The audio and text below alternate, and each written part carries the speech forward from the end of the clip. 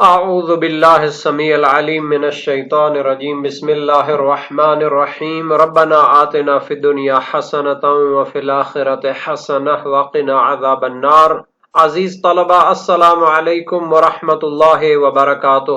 امید ہے آپ سب خیریت سے ہوں گے۔ شرح المدوم کتاب حج درس نمبر 312 میں مسجد الحرام میں داخل ہونے اور طواف کے بعد مستحبات اور آداب ذکر کیے جائیں گے۔ واجبات طواف کو بیان کرنے کے بعد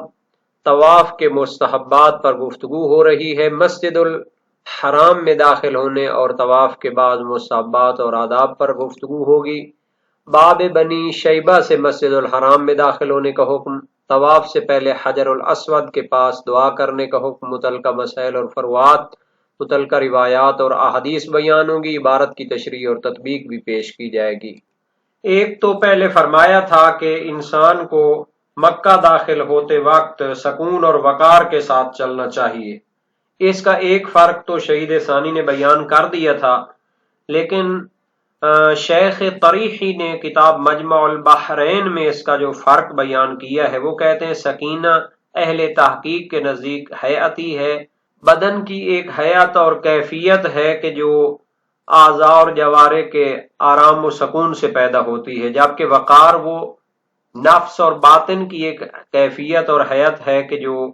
دل کے ثبات اور آرام ہونے سے پیدا ہوتی ہے۔ سید نور الدین جزائری نے فروق اللغہ میں فرمایا ہے کہ اگر اس کے برعکس جو مشہور ہے فرق کیا جائے تو بہتر ہے، یعنی کہیں کہ سکینہ جو ہے وہ نفسانی کیفیت ہے اور وقار بدن کی کیفیت ہے۔ اس کی دلیل وہ لے کر آتے ہیں کہ سکون اور سکینہ جو ہے یہ نفسانی کیفیت باطنی، سورہ فتح میں ہے هو الذی انزل السکینۃ فی قلوب المؤمنین، یعنی سکینہ جو ہوتی ہے سکون یہ اطمینان یہ دلوں میں نازل کیا جاتا ہے، تو اس کا ظرف قلب قرار دیا ہے، دل کو قرار دیا ہے۔ تو یہ وہ بصیرت ہے حق و حقیقت کی کہ جس سے انسان کو سکون حاصل ہوتا ہے، دل کو آرام حاصل ہوتا ہے۔ تو یہ دشمنوں کے مقابلے میں بالکل لطف الہی کی وجہ سے سکون اور اطمینان کے ساتھ ہوتے ہیں۔ اور دوسرے کی دلیل ہے یعنی وقار یہ بدن کی ظاہری حیت ہے اور کیفیت ہے، تو اللہ تعالی نے ام المومنین جو حضرت نبی اکرم صلی اللہ علیہ وآلہ وسلم کی زوجات ہیں ان سے فرمایا وقرن فی بیوتکن، قرن جو ہے یہ امر حاضر ہے وقار سے، اور یہ وہ ہے کہ گھر سے باہر نہ نکلیں۔ معلوم ہے کہ سکون و استقرار مکان میں ہوتا ہے، اور یہ حیات ہے بدن کی کہ اس طرح ان کے اعضاء میں ثبات اور اطمینان ہو گھروں میں ہی، اور اللہ تعالیٰ کی عبادت کریں۔ چوتھا مستحبات طواف میں سے جو ذکر کیا ہے انہوں نے یہ ہے کہ جب مسجد الحرام میں داخل ہوں تو باب بنی شیبہ سے داخل ہوں۔ اس کی حکمت یہ ہے کہ وہاں پر حبل نامی بڑا بت جو قریش کا تھا اس کو وہاں پر دفن کیا گیا ہے، تو اس کو اوپر سے گزر کے آئیں تو اس طرح شرک کے جو نشانات ہیں ان کو رون ڈالیں، اور داخل ہونے سے پہلے وہاں پر بنی شیبہ کے دروازے کے پاس کھڑے ہوں اور ائمہ معصومین سے منقول دعائیں پڑھیں، اور یہ دعائیں مناسک حج کی کتابوں میں لکھی جاتی ہیں۔ شہید ثانی فرماتے ہیں حال حاضر میں مسجد الحرام یعنی نامی 10ویں صدی کی بات ہے، جب اس کو وسعت دی گئی تو بنی شیبہ کا جو دروازہ تھا وہ مسجد کے اندر داخل ہو گیا ہے، اور آج کل یعنی موجودہ دور میں تو اور بھی وسعت ہوئی ہے، اور اس کے نشانات جو پہلے کچھ بچے ہوئے تھے وہ بھی ختم ہو گئے ہیں۔ تو یہ جو دروازہ تھا یہ باب السلام کے مقابلے میں ہے، یعنی ستونوں کے پاس واقع ہے، یعنی اگر انسان باب السلام سے وارد ہو تو وہ ڈائریکٹ وہ ستونوں سے گزرتا ہوا باب بنی شیبہ سے گزرے گا۔ البتہ یہ ستون بھی اب موجود نہیں ہے، یہ شہید ثانی کے دور کی بات ہے۔ باب بنی شیبہ عقاب شیبہ بن عثمان حججی جو کعبہ کا کلید دار تھا اس کی یعنی نسل کے لوگ ہیں، اور ان کا وہ دروازہ تھا، اور یہ مروہ کے قریب ایک پہاڑ جبل شیبہ پر رہتے تھے، اور نبی اکرم صلی اللہ علیہ وآلہ وسلم کی بعثت سے پہلے مسجد الحرام کی حدود جو تھیں اور اسلام کے شروع میں وہاں تک تھیں اس کی حدود، اور اس زمانے میں ایک دروازہ مسجد میں آنے کا یہی تھا نبی اکرم اور بنی شیبہ اسی دروازے سے داخل اور خارج ہوتے تھے۔ اگر ہم چاہیں تو اس کے ایک تصویر کشی بھی کر سکتے ہیں۔ اگر ہم شمال جنوب مشرق مغرب کو مشخص کریں تو کعبہ کے شمال والے طرف رکن شامی ہے، اور کعبہ کا دروازہ بھی اسی شمال مشرق کے درمیان میں ہے، بلکہ مشرق کے قریب ہے، اور رکن عراقی حجر الاسود بھی اسی میں ہے اور یہ مشرق میں ہے۔ تو اسی کی سائڈ پہ آب زمزم بھی ہے، اور مقام ابراہیم بھی شمال والی سائڈ پہ ہے، اور باب بنی شیبہ مقام ابراہیم کے باہر کی طرف ہے، جبکہ شمال مغرب میں حجر اسماعیل پایا جاتا ہے، اور مغرب و جنوب کی جانب جنوب کے قریب مستجار کا مقام ہے، اور رکن یمانی بالکل جنوب میں ہے، اور رکن غربی مغرب میں ہے۔ عبارت کو دیکھتے ہیں، فرمایا وَالدُّخُولُ مِن بَابِ بَنِي شَيْبَةَ لِيَطَعَ هُبَلْ وَهُوَ الْآنَ فِي دَاخِلِ الْمَسْجِدِ بِسَبَبِ تَوْسِعَتِهِ بِإِزَاءِ بَابِ السَّلَامِ عِنْدَ الْأَسَاطِينِ بعد الدعاء بالمعثور عند الباب۔ چوتھا مستحبات طواف میں سے یہ ہے کہ مسجد میں داخل ہو باب بنی شیبہ کی طرف سے، تاکہ حبل نامی جو بڑا ایک بت تھا قریش کا زمانہ جاہلیت میں ادھر دفن کیا گیا ہے، اس کو اوپر سے رون ڈالے۔ نبی اکرم صلی اللہ علیہ وآلہ وسلم نے فتح مکہ کے وقت جب بت شکنی کے لیے امیر المومنین علیہ السلام کو حکم دیا تو آپ نے اس بڑے بت کو کعبہ کی پشت سے زمین پر گرا دیا اور اس کو توڑ دیا، اور اسے اس باب بنی شیبہ کے پاس دفن کر دیا تاکہ لوگ اس کے اوپر سے رون ڈالیں اور مسجد میں داخل ہوں۔ وَهُوَ الْآنَ فِي داخل المسجد، شہید ثانی کے دور میں 9ویں-10ویں صدی میں باب بنی شیبہ واقع ہے مسجد کے اندر، بے سبب توسعت ہی، چونکہ مسجد کو وسعت دی گئی ہے، اور بے ازاء باب السلام عند الاساطین، یہ باب سلام کے مقابل میں ستونوں کے قریب واقع ہے، اور جب وہ مسجد الحرام میں ادھر سے داخل ہو تو منقول دعائیں پڑھے عند الباب، اس دروازے کے پاس، والوقوف عند الحجر الاسود والدعاء فیہ، اے فی حالت الوقوف مستقبلا رافعا یدیہ وفی حالات الطواف بالمنقول۔ پانچواں مستحب ہے کہ طواف شروع کرنے سے پہلے حجر الاسود کے پاس کھڑا ہو اور اس حالت میں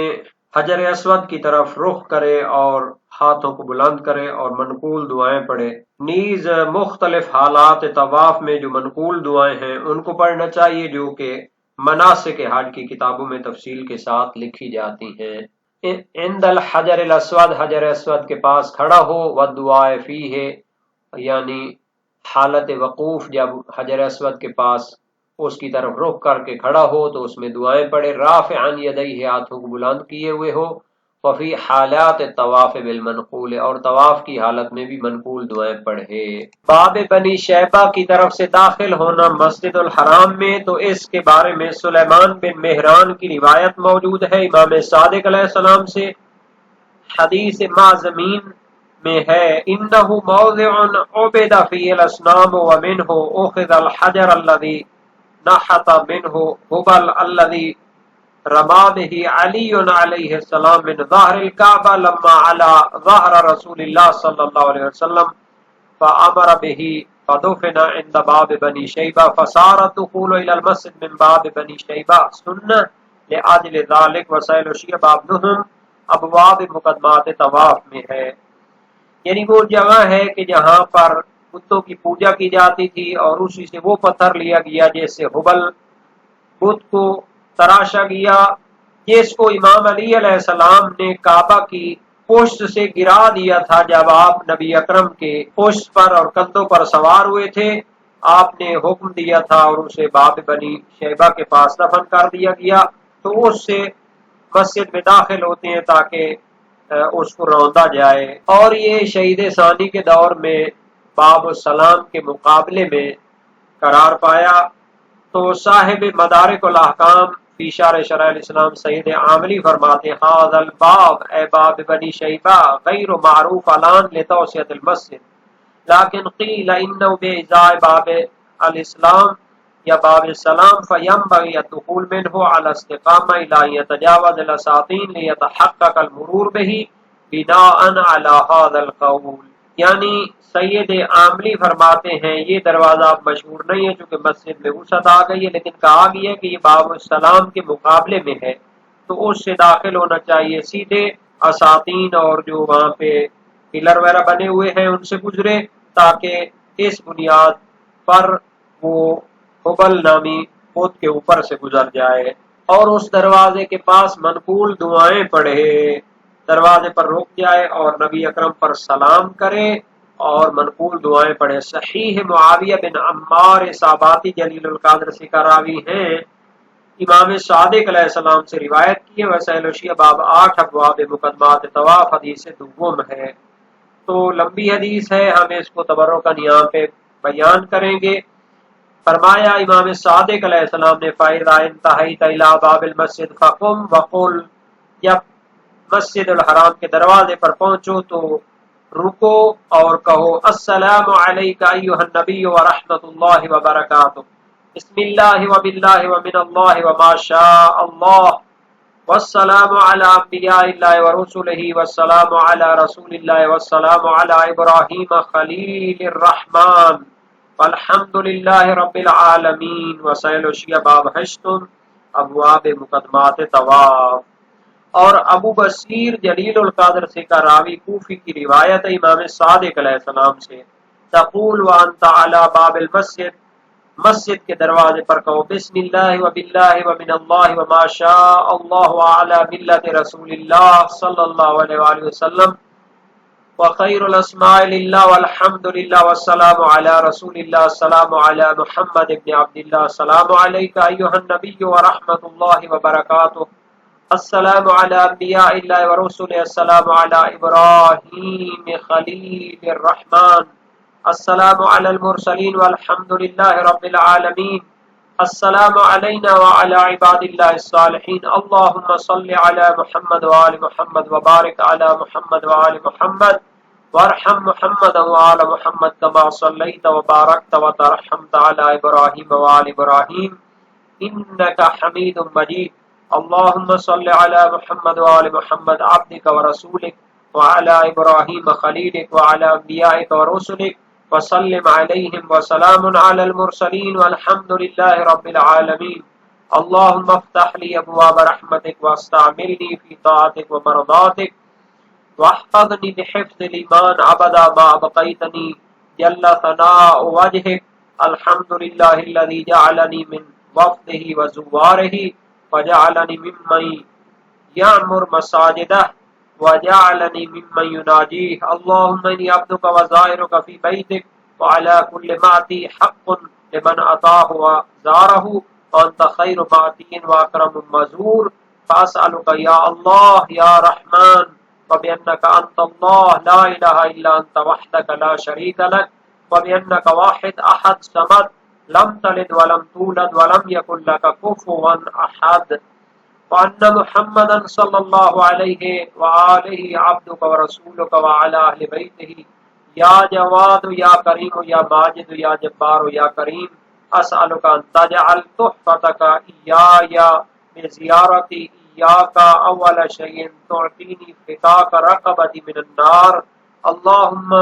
فک رقبتی من النار، 3 مرتبہ کہے، واوسع علی من رزق الحلال الطیب وادرا عنی شر شیاطین الانس والجن وشر فسقۃ العرب والعجم۔ تو اس میں حمد و ثنا ہے نبی اکرم پر، انبیاء اور اہل بیت پر درود و سلام ہے، خیر کی دعائیں ہیں، اور اہل بیت اور پیغمبر کے واسطے سے جنت کا سوال ہے، جہنم سے بچاؤ کا سوال ہے، اور وسعت رزق کا سوال ہے، اور شر شیاطین انس و جن سے بچنے کا سوال ہے، اور حجر اسود کے پاس کھڑا ہو اور دعا کرے، اور وہ مختلف حالات طواف میں بھی منقول دعائیں کرے۔ تو یہ صحیح ہے معاویہ بن عمار جلیل القدر ثقہ راوی امام صادق علیہ السلام سے روایت کی، اذا دنوت من الحجر الاسود فارفع يديك واحمد الله واثني عليه وصل على النبي واسأل الله ان يتقبل منك ثم استلم الحجر وقبله فإن لم تستطع ان تقبله فاستلمه بيدك فإن لم تستطع ان تستلمه بيدك فاشر إليه وقل اللهم امانتي اديتها وميثاقي تعهدته لتشهد لي بالموافات اللهم تصديقا بكتابك وعلى سنة نبيك وأشهد أن لا إله إلا الله وحده لا شريك له وأن محمدا صلى الله عبده ورسوله آمنت بالله وكفرت بالجبت والطاغوت وباللات والعزى وعبادة الشيطان وعبادة كل ند يدعى من دون الله فإن لم تستطع أن تقول هذا كله فبعضه فقل اللهم إليك بسطت يدي وفيما عندك عظمت رغبتي فاقبل سبحتي واغفر لي وارحمني اللهم إني أعوذ بك من الكفر والفقر ومواقف الخزي في الدنيا والآخرة وسائل شبابارہ ابواب الطواف حدیث اول۔ اور جہاں تک طواف کی حالت میں منقول دعائیں ہیں تو وہ بھی صحیح معاویہ بن عمار جلیل القدر ثقہ راوی امام صادق علیہ السلام سے روایت کی، طف بالبیت سبعۃ اشواط وتقول فی الطواف اللهم انی اسألک باسمک الذی یمشى به على ظلل الماء كما يمشى به على جدر الارض واسألك باسمك الذي يهتز له عرشك واسألك باسمك الذي تهتز له اقدام ملائكتك واسألك باسمك الذي دعاك به موسى من جانب الطور فاستجبت له والقيت عليه محبة منك واسألك باسمك الذي غفرت به لمحمد صلى الله عليه وآله وسلم ما تقدم من ذنبه وما تأخر واتممت عليه نعمتك أن تفعل بي كذا وكذا فإذا انتهيت إلى باب الكعبة فصل على النبي صلى الله عليه وآله وسلم وتقول فيما بين الركن اليماني والحجر الأسود ربنا آتنا في الدنيا حسنة وفي الآخرة حسنة وقنا عذاب النار وقل في الطواف اللهم إني إليك فقير وإني خائف مستجير فلا تغير جسمي ولا تبدل اسمي وسائل شیعہ باب 20 ابواب طواف حدیث اول۔